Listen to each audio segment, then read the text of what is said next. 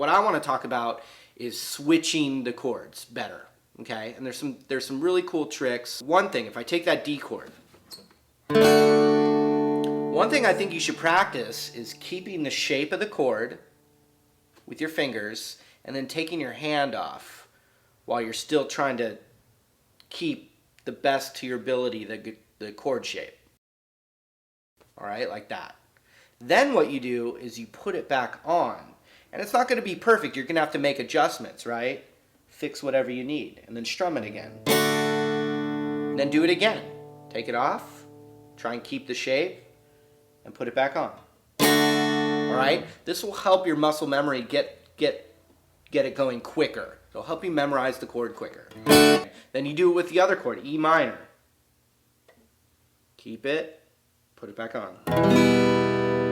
Just get you there quicker. And I've had some great guitar teachers that have helped me learn this stuff, and now the secrets are yours. So right away, that's going to get it going a little bit quicker. It's not going to be necessarily easy, but just remember, all the groundwork that you're laying is for like the rest of your guitar playing forever, basically. So another thing I want to talk about is that helps you switch your chords is thinking of one finger of the chord as your like locator or your anchor to the chord. For instance, the D chord. Typically, I think of the anchor or the starting point of the chord as whatever finger is the highest up this way. So with the D chord, it's my index finger on the 2nd fret of the G string right there. Okay? Then, so besides keeping the shape, taking the shape off, and putting it back on, another thing you could do is when you're switching is use that one finger as your starting point. So I put my index finger down on the 2nd fret of this G string here.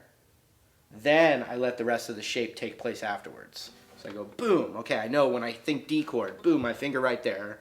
That's been extremely helpful when I've worked with students doing that. Like a C chord, for instance. I think it's not quite as easy, but in the beginning, but if you take your ring finger and start with your ring finger for a C chord by putting it on the 3rd fret of this A string, the 2nd string down, it already puts your hand in the right positioning to get the rest of the chord. A G chord, middle finger, boom, on the 3rd fret of this top string here.